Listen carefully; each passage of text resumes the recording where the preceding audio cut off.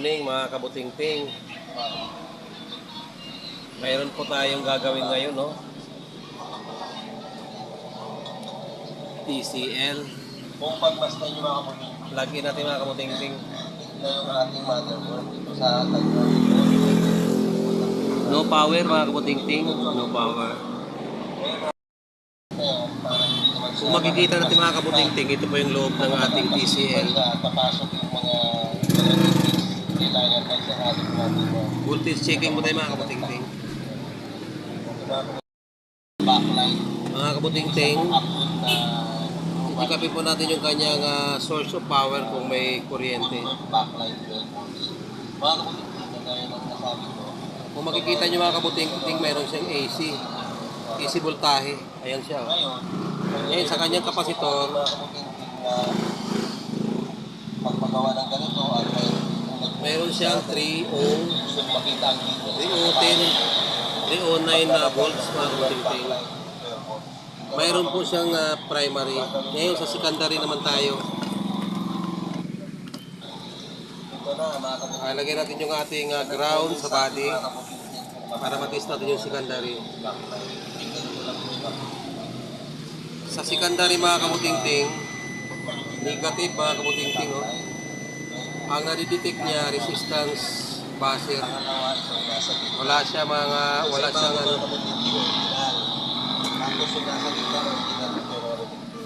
Plug out mga kabutingting.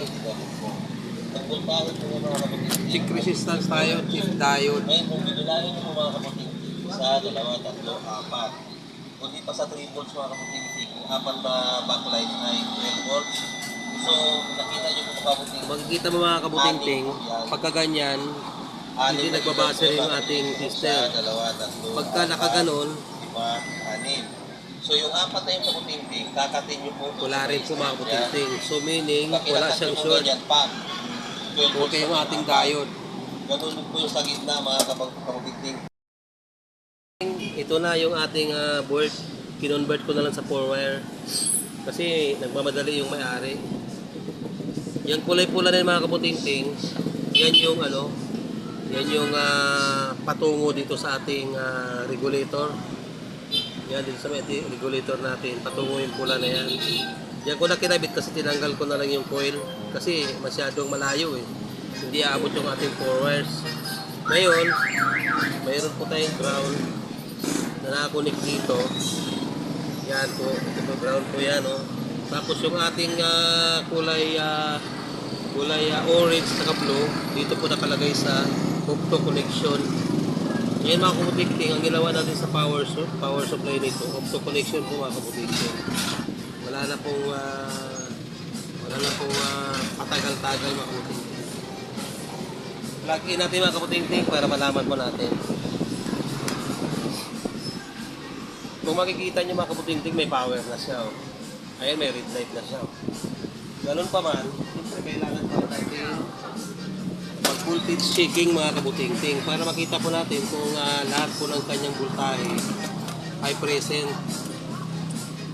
Ito na po. Itong diode na to ay 16 volts, 38 volts mga kabutingting, 42 volts pala siya. Lalaro siya. At itong isang diode na to ay ganun din, 46 volts. At ang kanyang standby, ito mga kabutingting, standby niya, 12 volts. Okay mga kabutingting, para malaman natin kung talagang okay na yung unit natin, anuhin natin, tingnan natin. Ito na mga kabutingting, pa-power switch on natin. Ayun mga kabutingting, lumabas na ang TCL. Dahil TCL ko yung aking ninagawa, siyempre TCL ko yung lumabas.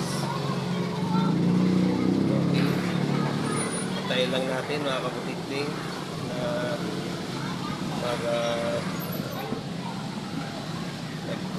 nag-load pa yung ating unit. Tayin po natin. Android na rin pala ito mga kabutingting. Android na. Ayan siya. Okay.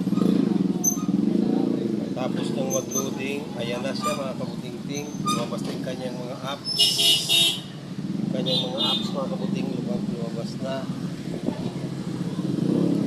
Okay mga kaputing-ting. Lagay natin sa katina. Titignan natin kung okay yung kanyang TV. Okay. Sisit up ko na sa TV mga kaputing-ting. Searching signal. Naka-channel lang siya mga kaputing-ting. Pero hindi pa siya okay mga kaputing-ting. Wala pala siyang antena mga kaputing-ting. Lagyan siya ng antena para lumabas yung kanyang signal, kasi sabi niya no signal daw. Nilagyan na pa natin ang antena. Kaninong kotse ang gagamitin natin, ha? Ay mga kaputing-ting, nagtatanong yung TV kaninong kotse daw yung gagamitin natin. Mga kaputing-ting, ito na po yung TV. Okay na po siya, gumagana. Medyo maliit yung kanyang screen kasi sa setup ko ng TV yan mga kaputing-ting, naka 4.3 lang yata. Okay mga kaputing-ting, minadaling paggawa ng TCL 32 inches. Nagmamadali yung may-ari, gusto agad na magawa ang TV dahil ayaw na niyang bumalik. Gusto niya, maiuwi niya kagad ang kanyang mahiwagang TV. Kung nagustuhan niyo pong aking gawa mga kaputing-ting, please like and share at nang matulungan niyo po na mga tagutin ang aking YouTube channel. Marami pong salamat at sana'y pagpalain tayong lahat. Goodbye mga kaputing-ting.